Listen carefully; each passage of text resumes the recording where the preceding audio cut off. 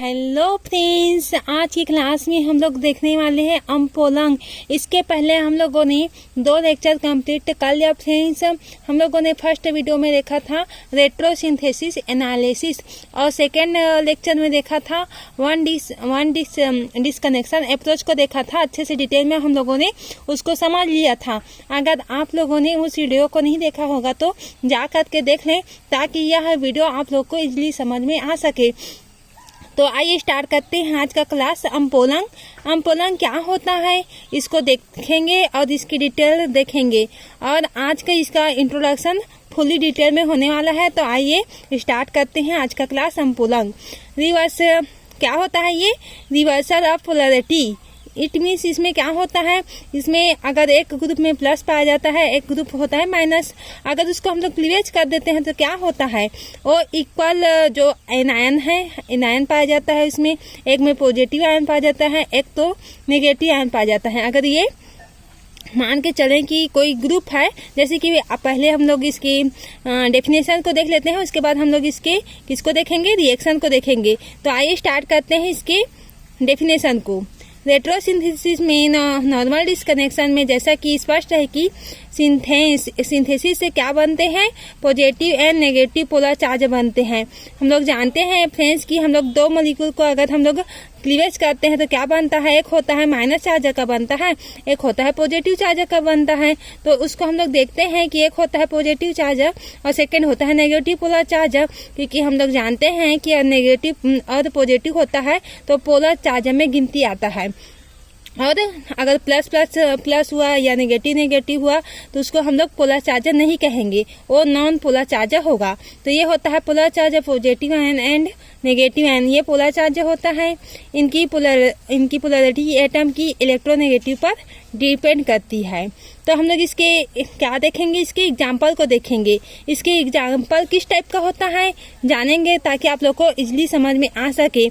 ये होता है CH3 और ये डबल बॉन्ड O और ये CH3, ये होता है कीटो ग्रुप। ठीक है, तो हम लोग अब इसको क्या करवाते हैं, क्लीवेज करवाते हैं। इसको क्लीवेज अगर यहाँ से हम लोग क्लीवेज करवाएंगे तो यहाँ पर क्या होगा, आप लोग देख सकते हैं कि यहाँ पर CH3 ग्रुप प्रेजेंट है और यहाँ पर O, और इसमें क्या हो गया, अगर क्लीवेज हुआ तो यहाँ पर पॉजिटिव चार्ज आ जाता है और इसमें आ जाता है नेगेटिव चार्ज। क्लीवेज करने पर इतना आप लोग को क्लियरली समझ में आ गया होगा।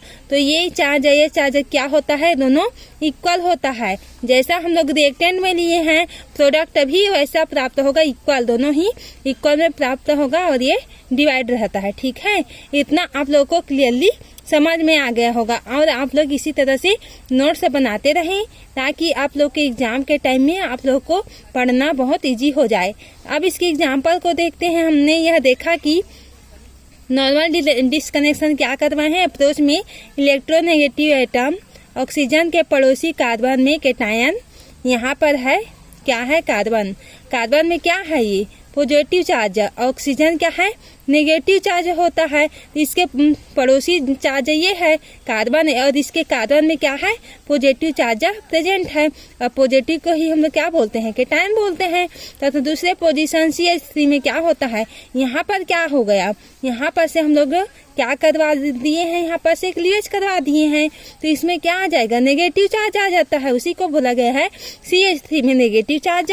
का इन्वायरमेंट क्या होता है, इसका इन्वायरमेंट क्या होता है, जो डिस्कनेक्शन के बाद सेम चार्ज का हो जाता है। मैंने आप लोगों को पहले ही बता चुकी हूँ कि अगर हम लोग रिएक्टेंट लेते हैं वो भी पोलर होता है और प्रोडक्ट भी पोलर होता है। तो दोनों का क्या होता है, सेम इक्वल होता है इसका चार्ज।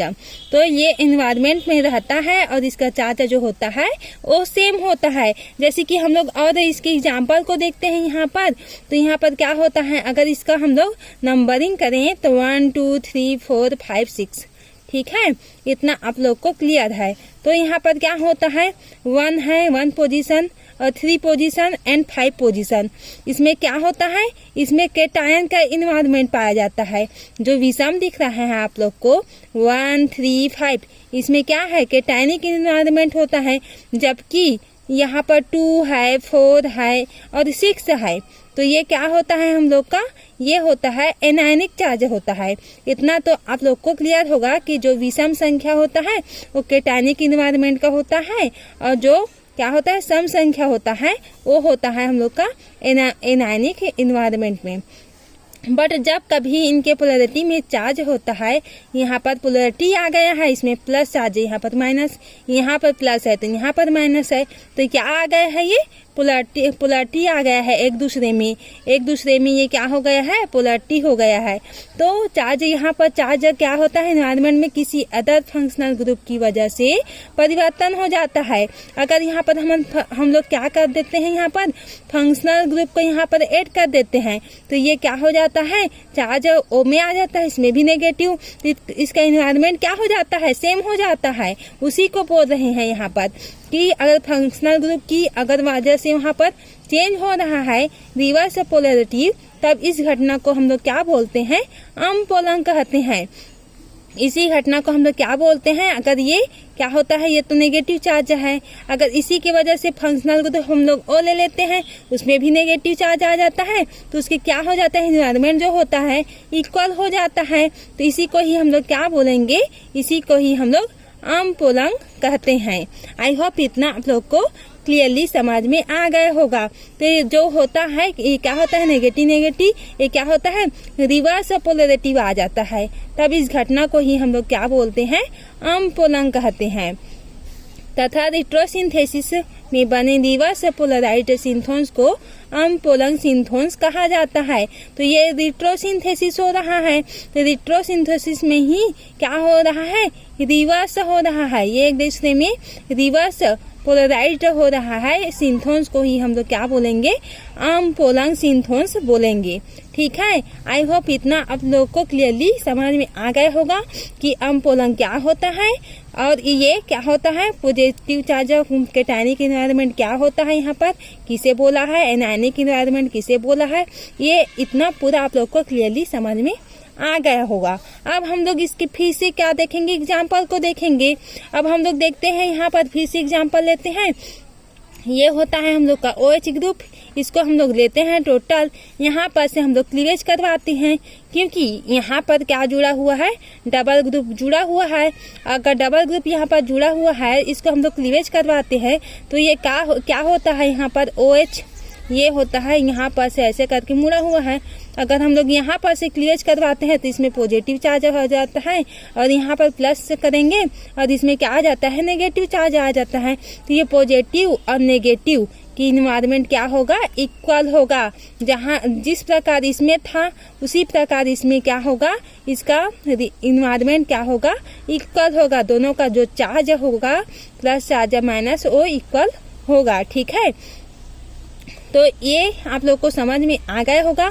अब इसी को हम लोग इस प्रकार से भी हम लोग लिख सकते हैं कि यहाँ पर क्या है, यहाँ पर हम लोग क्या करवाते हैं, अगर यहाँ पर ऐसे करके इसको हम लोग डबल बॉन्ड में चेंज करेंगे, ये H अगर निकलेगा यहाँ पर से तो क्या होगा, यहाँ पर का माइनस जो चार्ज होता है यहाँ पर से वो क्या हो जाता है, यहाँ पर आ जाता है। तो यहाँ पर डबल बॉन्ड में कन्वर्ट हो जाता है और यहाँ पर H आ करके लग जाता है। इस प्रकार से आप लोगों को इतना समझ में आ गया होगा, जो भी है यहाँ पर इतना समझ में आ गया होगा। H निकलता है, H निकलने के बाद में यहाँ पर डबल बॉन्ड आता है और एक H यहाँ पर से प्रेजेंट रहता है। ठीक है, यहाँ पर से एक O निकलेगा यहाँ पर से, तो क्या होता है, ये H यहाँ पर आकर के प्रेजेंट है, ये डबल बॉन्ड O यहाँ पर से आ जाता है। इट मीन्स होता है कि हम लोग इसको इस प्रकार से भी लिख सकते हैं और इसको इस प्रकार से भी लिख सकते हैं। यहाँ पर से क्या होता है, मैं बताई, यहाँ पर नेगेटिव चार्ज होता है तो ये डबल बॉन्ड यहाँ पर से आ जाएगा और यहाँ पर H आकर के ऐड हो जाएगा। इससे को भी इस तरह से लिख सकते हैं। यहाँ पर H होता है, क्या होगा, यहाँ पर से O होगा और रिमूव हो जाएगा, तो ये यहाँ पर क्या होता है, डबल बॉन्ड और H। ठीक है, इतना आई होप आप लोग को समझ में आ गया होगा। प्लस CN, ये क्या होता है हम लोग का, अनपोलर सिंथोन्स होता है। इसी प्रकार जब भी हम फंक्शन ग्रुप 1,4 या 1,6 पोजीशन में सेम इन्वायरमेंट वाले फंक्शनल ग्रुप प्रेजेंट होता है तब अम्पोलंग सिंथोन्स बनते हैं।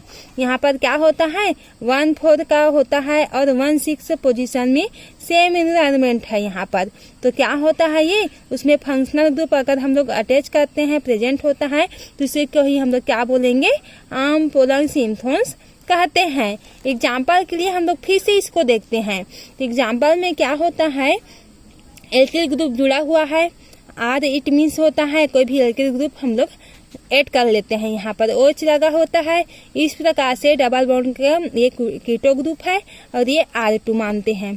ठीक है, तो ये होता है, तो ये कैसे होता है यहाँ पर से हम लोग फिर बॉन्ड को क्लीवेज कर देते हैं। यहाँ पर से तो क्या हो जाता है बॉन्ड को हम लोग क्लीवेज कर देते हैं यहाँ पर से, तो क्या हो जाता है यहाँ पर से R प्रेजेंट हो जाता है OH और यहाँ पर क्या आ जाता है पॉजिटिव चार्ज आ जाता है यहाँ पर प्लस। यही होता है हम लोग का अम्पोलंग सिंथोन्स। ठीक है, इसमें क्या हुआ था इसमें ये अम्पोलंग सिंथोन्स हुआ था जबकि ये इसमें ये अम्पोलंग सिंथोन्स है।